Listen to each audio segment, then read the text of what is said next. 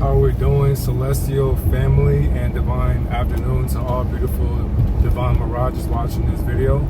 It's your divine reflection, divine messenger, and we are back with another mindful observation of celestial experimentations. And I understand if you choose to, make sure you like, comment, subscribe for more divine messages. And just know I really appreciate you all for staying consistent as far as liking my videos, commenting, and subscribing. And to the people who don't like my opinion, I appreciate you as well. To the ones that love it, I appreciate you always. Now, I want to talk about, just for today and what I noticed as far as discipline and the solar awareness at a young mindset, wanting to be rebellious, but the awareness wants to be guided by guidance. That's all it is. And of course, for today, I just noticed a lot of things at a young age. And the one thing I appreciate is the fact that whenever I'm doing these videos, a lot of you are able to really put my experience into your perception. That is the best way for us to be able to connect into a higher transparent form of unity, because we're going outside the formless aspect of what unity would rebel against. And that's what causes us to divide and separate from ourselves, because we're doing this action that's causing us to get in trouble. And in reference to this, I had to, of course, you already know, whenever I get the thoughts going out, I had to sit here, I gotta document this shit, because I want my curriculum to be able to help you understand what you can also learn, and then what you can master through inner mastery by being able to sit with yourself. So the one thing I understood, as soon as the kids get dropped off from the bus or whatever, they have to use the bathroom. And this is around, I want to say 3 p.m. And when this happens, I'm in there just making sure that the boys are using the bathroom, washing their hands, do what they got to do. And so as I'm holding the door, I hear my coworker talking to this other boy as well. And I wasn't really listening until it got more serious. Because of course, a 10-year-old boy whose name, is Tyler, or whatever the case may be, he's the child to where his emotions are very strong. They definitely get a hold of him, and it's actually not a bad thing at all. It's very interesting to observe. I would say that for the most part, because he's very in tune with his emotions, and of course he's replicating what he sees in his household. Because I don't even think he has a father, but I don't want to go into that rabbit hole of his lifestyle. But only just seeing his sister and his mom, but I understand that his sister or whatever, they have different dads with the same mom. So I already understood that in his frustrations, because he gets mad very fast when other people are just being loud, for example, or when people are annoying him. And the thing is, too, he's the bully trying to bully other kids till he gets bullied, and then he becomes a victim. But he stepped on one of his best friend's shoes after his best friend did it first. And I was understanding, what's the problem? What's going on? Why are we going back and forth about that? And then basically just understanding that, you stepped on his shoes because your best friend did it to you first. For one, you're supposed to tell a blue shirt, you got to tell the counselor what's going on so that we can be able to handle the situation before it gets serious.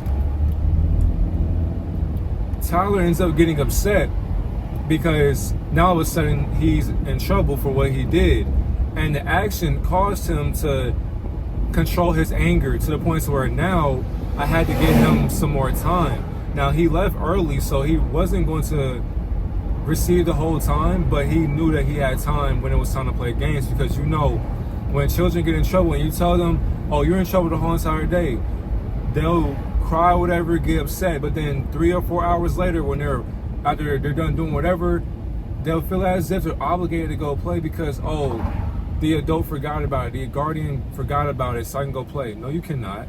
You know that. What I understood was, when Tyler knew that, because it got even worse too in the classroom, he had homework, you're already in trouble. Not only just that, somehow, he got a black eye.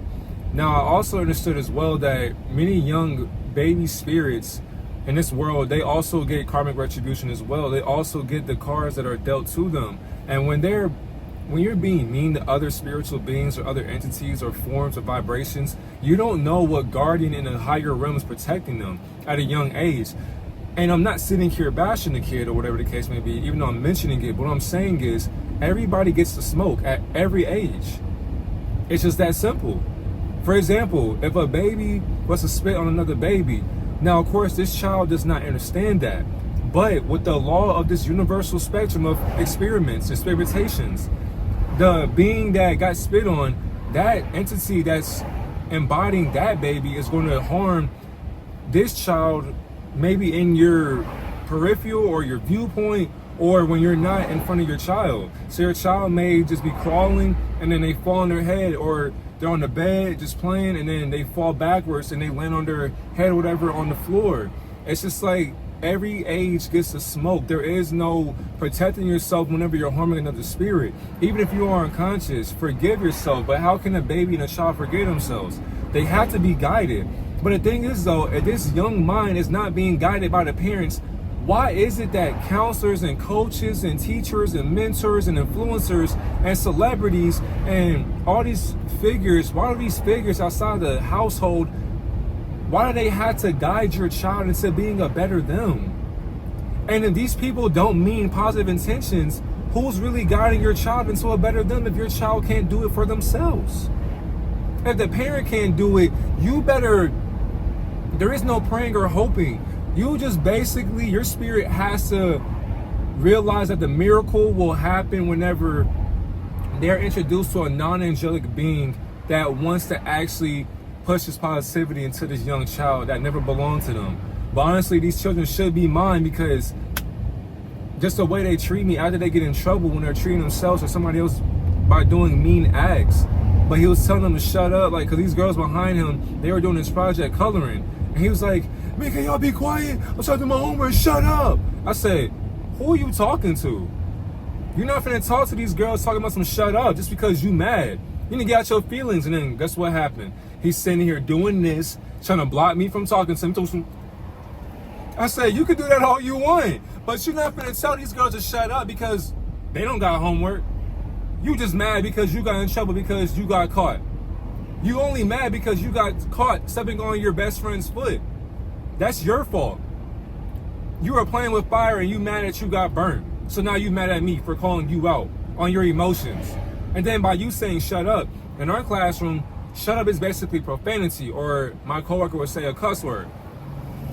So I'm like, okay, I mean, even though it's not, but if you say it, I'm finna hold you accountable. Even when my coworker leaves the room, I'm holding myself accountable. Okay, from what I heard through training and all this other stuff like that, shut up is a bad word. We don't use that in here.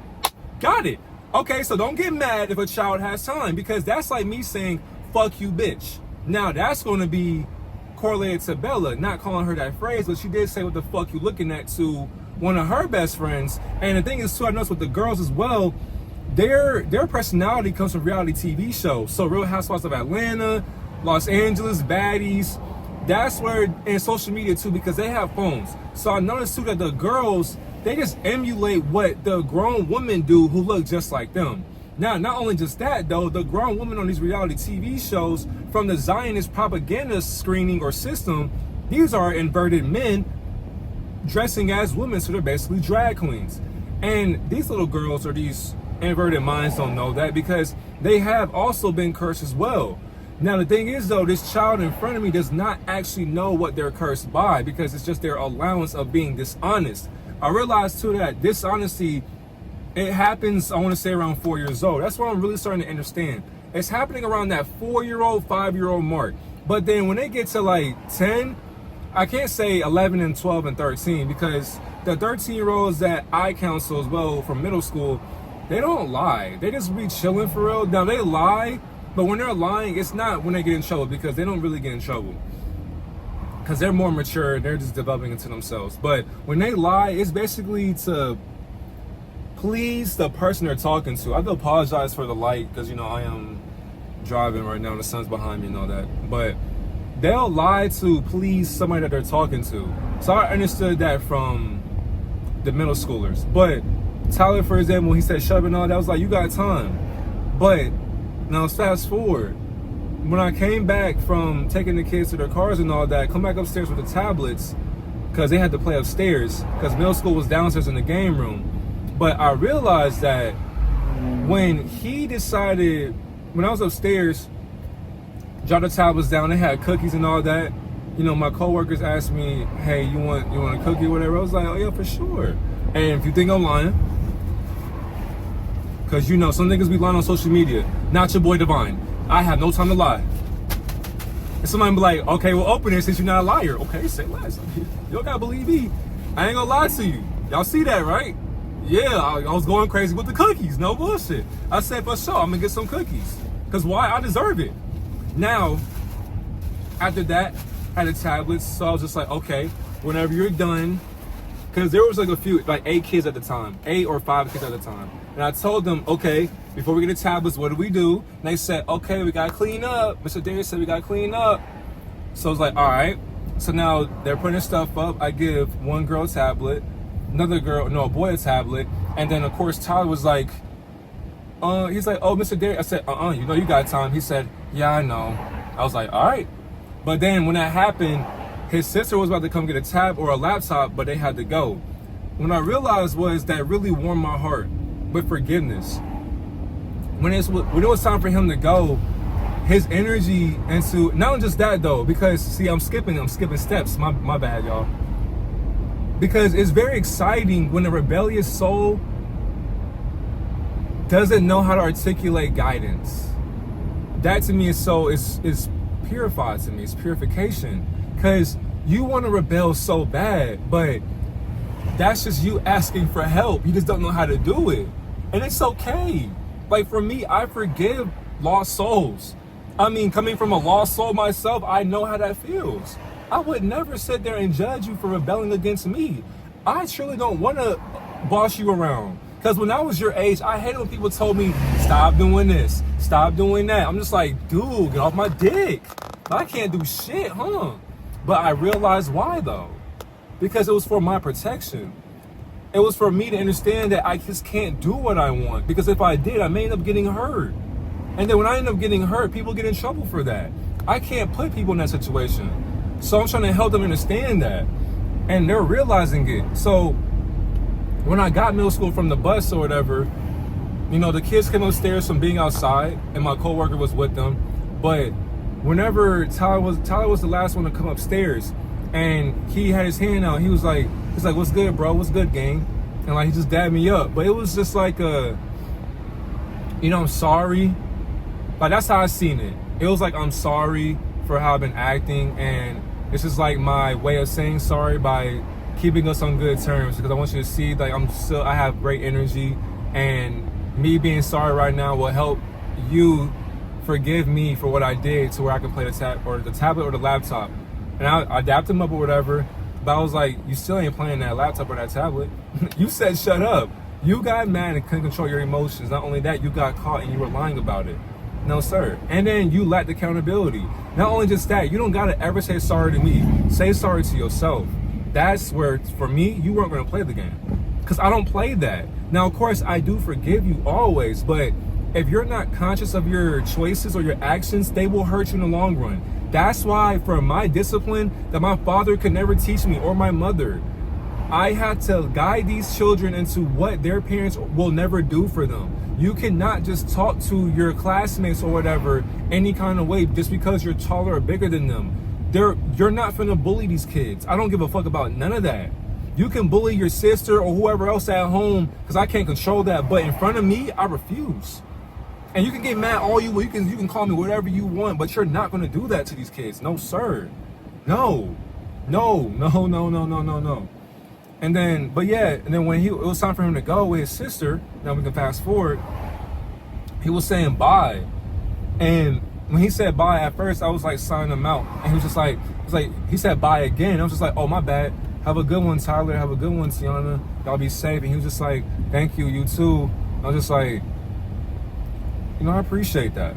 I really appreciate that, because it's just like, there's something inside of you that's telling you what you're doing. Like, you're thinking about it and you get it. You're probably like, yeah, he's really thinking about his choices. That's the whole point of planting a seed.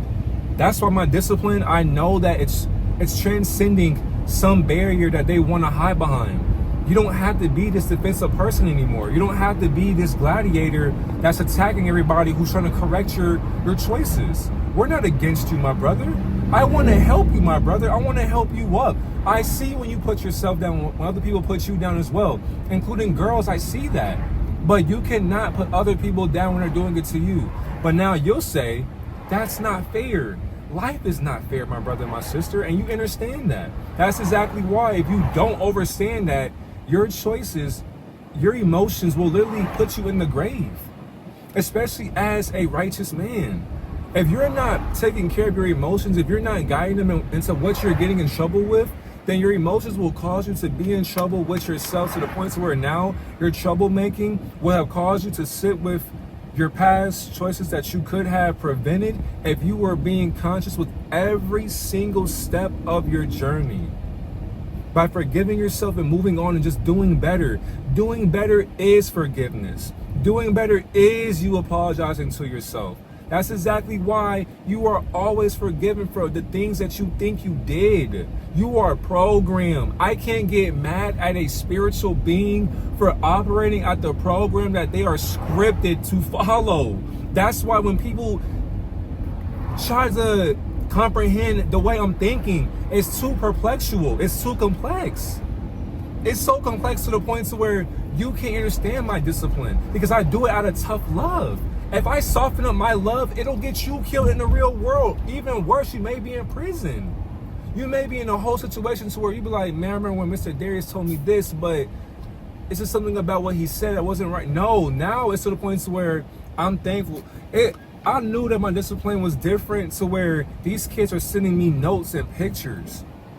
To where as soon as I see them outside of work, whenever I'm going to my car, if I see them coming back to the YMCA, hey, Mr. Darius, how are you? I'm just like, I just seen you, child. I know, I just want to say hey to you. And then their parents looking at me like I'm the problem. Like when I was, so now Bella, for example, because I had a problem with Bella today. And we didn't even get to the key points yet. Excuse me. With Bella, she got, how you doing? But she was on the phone, my fault. Because she was looking at me, how you doing? Shit. But focus. Bella she got in trouble today. And she got in trouble for, once again, lying. And she also, what did she do when I came upstairs? She did something to where she had to read. And so my coworker told her, you have to go read because you're done. Oh yeah, she lied to me. So she does this thing to where you need to get your shit fixed, my guy.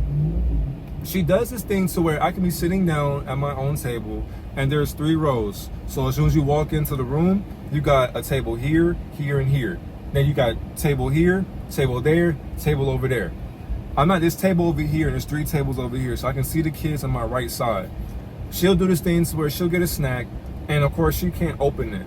So she'll run to me, and by her running to me, when I ask her, how do you ask? She's like, can you open this for me, please?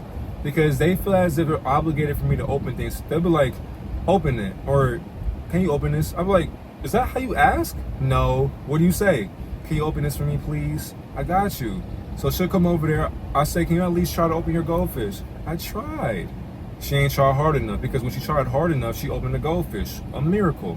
Interesting. I said, good job, Bella. You know how to do this by yourself. So why do you keep asking me when you know how to do it? You just want to talk to me. And she said, I got to tell you something. Go sit down, girl. And she was like, fine. So she sat down. Then she came back and said, can I have a banana? And I said, how many snacks have you had? Because I know she be lying a lot.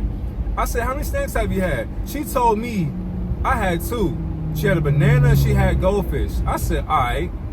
But then my coworker said, hold on. Didn't I just tell you to put that back because you already had a snack earlier? And she stopped and froze. I said, Bella. So now I'm getting up. I'm like, Bella, you just told me you only had 2 snacks. So not only did you lie about getting another snack, but for one, she told you don't stuff your face, and you did just that. Not only just that, she told you don't get another snack because you need to get up and go read a book.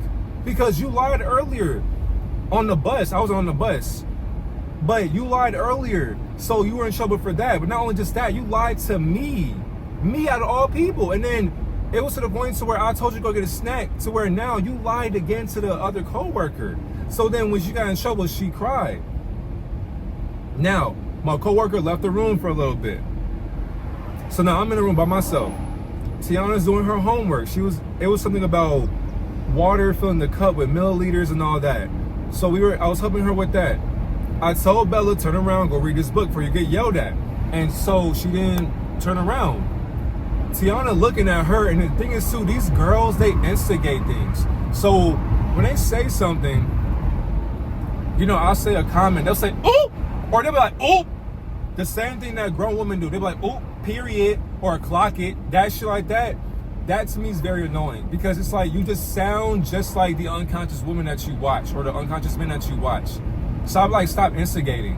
But when I told Bella to turn around, Tiana is slick. She'll like smile and be like, hey, like she'll do stuff like that. But they're still friends. I don't get that. She turns around, and then I'm walking away from Bella in this row because Bella's in front of Tiana's table. But Tiana's right here, Bella's over here. So you shouldn't be turning around looking at her, because for Bella to turn around and see her smiling at her and laughing and mocking her, you have to basically turn your body around and look all the way to the left on the backside. So that's how I know that you're turning around for no reason, when the book and the table is right in front of your face. When I turn around, I go help Tiana with her homework on Everything I Love. Me and Tiana were doing the homework. She said, "What the fuck you looking at?" And I was just like, I said, "Tiana." And she looking at me, I look at her, I said, "What did you just say?" And I'm like, "I know you and I just heard that." And she looking like, "Did she just say?" I was like, "I think she just said it." Now Bella sit there and still says, "I didn't say it." She's like, "I didn't say that." I said, if you didn't say it, why are you doing the most? Why are you causing a reaction? Why are you causing yourself to be in this reaction right now? If you didn't say it, Bella, we wouldn't trip over it. But I know what I heard. Next thing I know, she starts crying and says, "Mr. Darius, I didn't say that. I didn't say that." I said, honestly, it's so hard for me to decipher your truth and your lies. I don't know what you said. But all I know is, though, I heard fuck. Now, you got lucky that you had to leave early. But me and Tiana heard that. So now the coworker comes back. They had to clean up their stuff so that they can go outside and go play. So now, with the coworker, we had to go through this whole spill of who said what, how was it said, and excuse me, when Tiana was saying her piece on what happened, she was confusing the situation because it's hard for them to articulate their words at 8, 7, 6, 5, and 9 years old. But Bella was doing the best she could to cover up her lies, and that's when I understood how deceitful she can be. Because when she gets in trouble, she does this thing to where she'll mix her lies with alchemy, so where if you call her out on it, she'll use this scapegoat for her emotions, and then she'll masquerade them with facial expressions so that you don't catch her in the act. And then by her playing this soft, cute girl phase, or this shift that she transitions into, she tries to play it off like she didn't say it because she looks innocent, but that's not going to work over here. You can't fool somebody that knows how to see through innocence, or just a being that wants to make it seem as if they're not actually a troublemaker. Like, Bella, you get told something every single day. So she started crying again. I told her, you got time the whole day. Now, I don't know if she played outside or whatever, because I wasn't outside with them at that time. But it helped me just understand that afterwards, after dinner and all that, excuse me, I realized as well, whenever it was time for her to go, she became just sweet. It's a fact too, because I'm trying to figure out, whenever she had to leave, I remember her saying bye to me and all that. And that's when, because she couldn't play. But when I took her to her parents' car, she got out, she got lucky. Took her to her parents' car, seen her mom. When I seen her mom, she looked at me, she was like doing that. But before I came to the car and all that, her arms took just like this. She was looking just like that. So when I came to the car, she was doing like this. I seen the father in the car or whatever. Her dad is compared to a teenager with dreads and glasses that still watches anime. That's settled for a woman that basically can be a mother or a caretaker or a caregiver that can basically son him. That's how I see it. So it made them mad whenever it was time for me to leave to go make this video, what I'm doing right now. Whenever I seen them again, I seen her little brother, and I guess that's her baby sister or baby brother in a stroller that she was pushing. I was opening the door for somebody, and she said, "Hey, Mr. Darius is shouting it." And then her mom was just walking with the child in her hand, saying, I'm sorry we're walking so slow. I'm like, you're good. I don't got nowhere else to be, really. Because I'm just gathering my thoughts. I'm just being observant right now. The next thing I know, seeing the father, and she was like, Mr. Darius, look at the baby. And I was like, Bella, you are a baby. She started laughing and all that. And she was like, well, look at the baby. And I was like, that's your baby? She was like, yeah. And I said, can you please guide your baby into being positive? She's like, yes, for sure. I was like, can you do that for yourself? And he was like, her father, I know, for one, she was looking, because they were by the door that I was holding. She was looking at me with the stroller, and the father was in front of her to open the door. He said, thank you for that. And I respect it. But when I asked that question, she kept thinking about it, and she was looking at me. He was like, Bella, come on. And she was like, see you tomorrow, Mr. Darius. And I was just like, okay, see you tomorrow. But that's when I understood that you can't have those conversations with your child because you don't know your child. You're not willing to know or ask them questions outside of the norm. Besides how was school, how are your grades, your report card, all of that. So once I understood that, that's when I seen, oh, that's where the tensions built up. That's where the animosity comes from, because you see that the person that she makes pictures and notes for, that's what he looks like, that's who he is. So it warmed my heart to how bubbly she is, how loving she is, how caring she is, how nice she is when she's not getting in trouble. And I always tell her, like, Bella, that's not you. You don't do that. You don't act like that. You know that. And she just says, I know. But I know that for right now, she's only 5. So she's always forgiven. I wish that, honestly, she was my daughter, because, man, I would give her the world. Not only just that, I wish all 15, 16, however many, I wish all of them were my children, because I would give them the world. And when they get disciplined by me, you know, it does hurt them a lot, but a lot of them still appreciate me for that. But they don't realize it. It's like their spirit is guiding them, and to where they can never really get mad at me for that. You know, a lot of them want me to meet their parents. A lot of them just give me gifts. A lot of them always hug me every day. I always greet them when I see them. They shake my hand, and they always just tell me about their day, what happened. It's like they're so eager to tell me about what happened with their day. And the thing is, I sit there and listen, let them talk. And they have their childish moments and all that, but I don't fault them for being childish. They're children. I mean, duh. I don't get mad at them for doing childish things, but we have to correct them. That's just me. As if I was a father, I know I'd be the greatest father in the world. Because why? If my child is sitting here doing cartwheels and all that, all right, you can do 5 cartwheels in public, but after that, though, you gotta chill, bro. We're not in a fucking jungle gym. We're not in a circus. Relax, walk like a normal person. Let's get to our destination. When we go outside, you can do all of that, but let's just chill, though, bro. We gotta be professional. That's how we walk. And I give them this look to where you know better. When I give them that look, I don't even say nothing. Whenever they do some outlandish shit, I call them a rookie. When I call them a rookie, that's when, for one, they're parakeets. Especially when I say something, they God damn it, nigga. They basically piggyback off of what I say. God damn.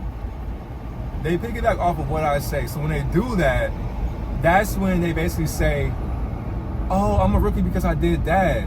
So when they stop doing it, they say, am I a legend, Mr. Darius? I say, for sure, because you're learning. Because you're learning, you now understand what you have to stop doing. Stop doing dumb shit. Now, of course, dumb shit is okay with them because they're children. I appreciate it. But it's like, when I look at you, tighten up. As soon as I look at them, they be like, okay, Mr. Darius is looking over here. Okay, let me go ahead and turn around. Because you know better. You know better. You had to do better. I forgive you, though. Don't say sorry. You're okay. You're good. So, and then on top of that, too, I was walking to take somebody to the car, and then some guy I was walking in front of him, and no, I had 2 children. So I had, Tiana, and I had this boy named Dean with me, because we had to go get the tablets before they had to leave.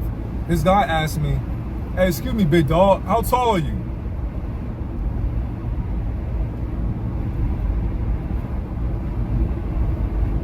What the fuck do you care for? Why the hell do you care?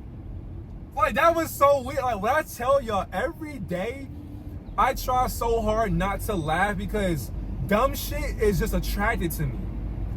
As I'm seeing that, I have no choice but to laugh on the intellectual mindset that keeps ignorance compacted into what I wanted to never be. So ignorance is very funny to me, because when he asked me, I was like, for one, why are you raising your voice to get my attention? Two, you came into the building first. You seen me and these two children. You waited till we got in front of you so you can ask me this question. And then you looked at me, asked me how tall I am. I tell you that I'm 6'7" in shoes, 6'6" without them. You're gonna sit here and say, oh, all right, for sure.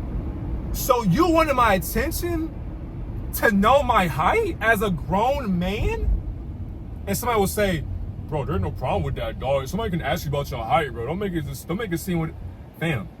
My height is not that important, dog. Now, of course, I'm not making it seem as anything that it isn't. It's the fact that, for one, weird shit will happen to you when you are focused on what you gotta do. As I do this part-time position of counseling, I'm always thinking about a video idea. I'm basically always in this moment right now. This is basically what my thoughts are every day, making a video.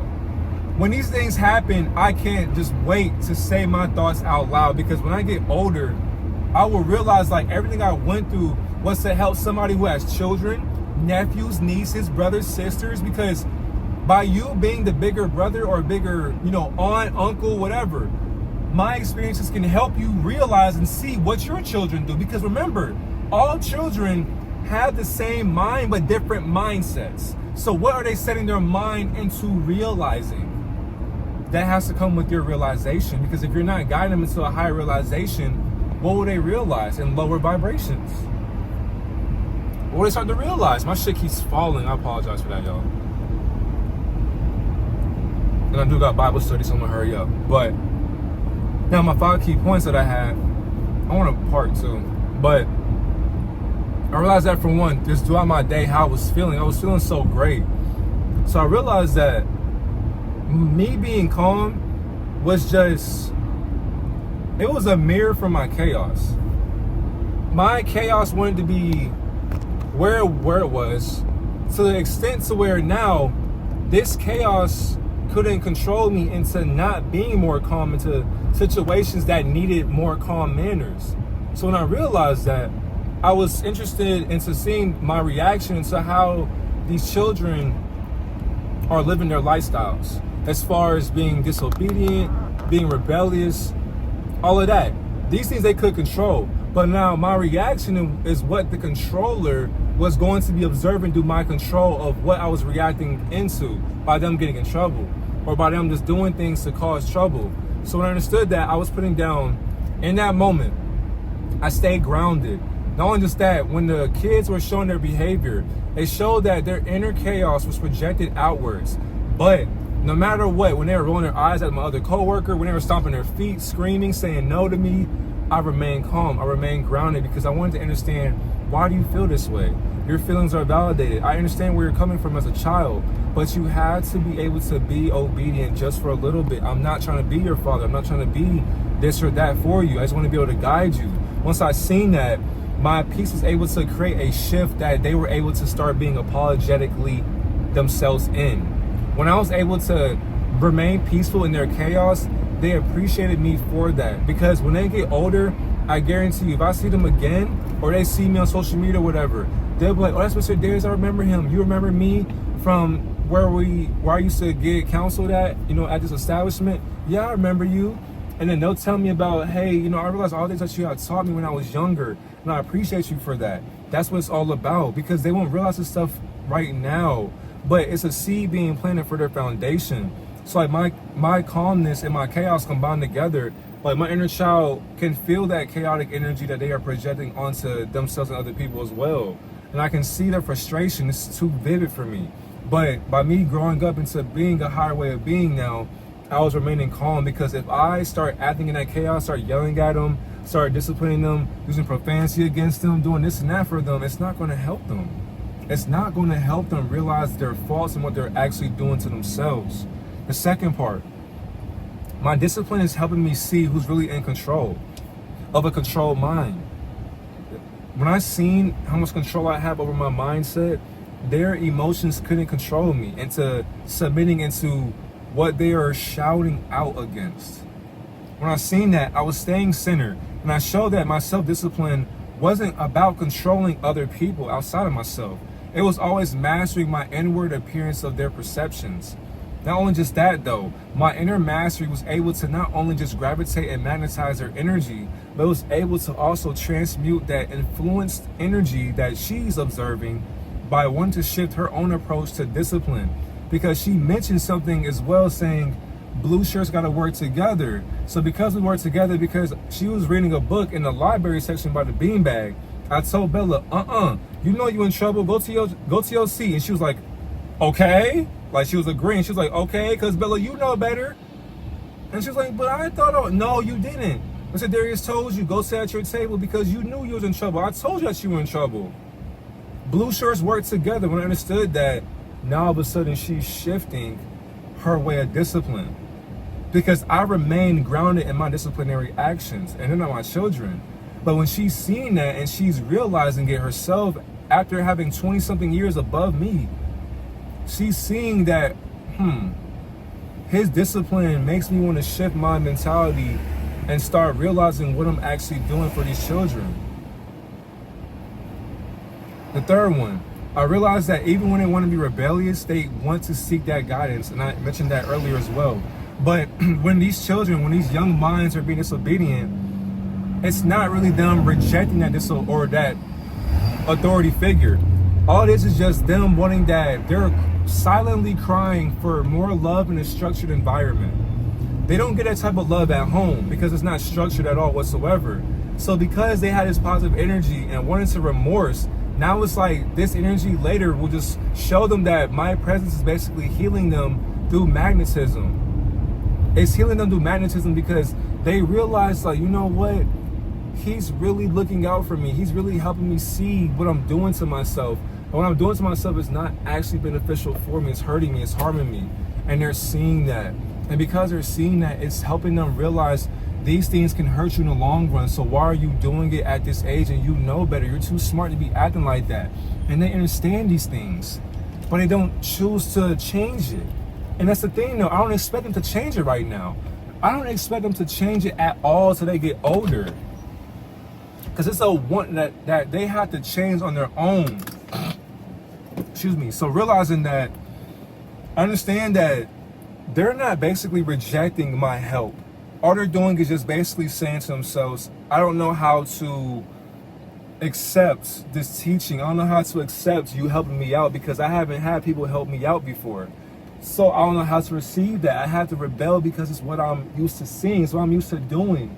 And when you do an addiction for so long, it's hard to break free from that. And we're all addicted to our emotions, our current reality, our current situations, our families, just many different things that influence us silently. But by me just being able to spread positive energy towards them, it just shows that my presence alone will just help them heal themselves because they're just magnetically drawn to just my authenticity, even when I don't talk. The next one I was understanding their karma in a real time that really has no correlation to the days that they are weakened in. When I understood that, I seen that when they were going through this miserable phase of suffering in their actions, their choices, for one, it's not them being punished, but they feel as if it's a punishment for them. I understood that it's just me reflecting their choices with a cause and effect. You made a choice and it caused you to do this. You got in trouble for it. Here's the effect of that. You are affected by your choices and now you're getting mad because you got caught doing that choice unconsciously. It's not your fault, but you have to be put in timeout because if I don't hold you accountable, now other children will feel as if, well, he can do it, she can do it, so I can do it. No, you cannot. Nobody can do it. So why is he doing it? Because he did it, you'll end up just like him or her, in trouble, in timeout, with no tablet, no laptop, no PC. So keep playing with me if you want to. Sorry, mister, don't apologize, you're good. Now understanding that, as I'm observing this energy move really instantly, because on an instantaneous manner, things are happening very fast. And I had to pay attention to all these different kids when they're getting in trouble, doing this, doing that. Like I always stay on point for what's going on. So I understood that for one, I'm teaching them how to guide others into being in a higher way of awareness by being accountable. I'm about to sneeze. Because, excuse me, the accountability that I had to give them is showing them that when you're holding yourself accountable, now it's like you are able to realize that when you're being guided by getting in trouble, other kids will see, okay, I'm learning from his faults and I don't want to fail in them. So by me succeeding, I just got to do the right thing. If I don't have a snack, don't jump around. Don't mess with people. Don't throw food. Don't just start screaming. Don't just start talking loud or singing. Just get some paper and color. Or talk to my neighbor quietly. Eat my snack quietly. I don't have to do the most. That's what they're realizing. I don't have to do the most to get attention because they are attention seekers, and I get it. They're not getting attention at home whatsoever. So they run to the internet, they run to the phone, they run to the computer, they run to Roblox, they run to their PS5s or their Xboxes. That's where the attention is being seeked out from. They have to see where they want to be in life, and their parents can't guide them to that. So they get that validation from other people that they can't even see nor learn from. So as I'm realizing their karma, I'm trying to help them understand how to stop it. Because if you stop the parasite early, it can't overshadow them when they get older. You have to stop the parasitic entity that is blinding karma from actually having karmic retribution. The last one. Every day, my experience is basically my social media curriculum to follow, because it helps me understand that what I experience is what I mentioned earlier. We can all learn from each other.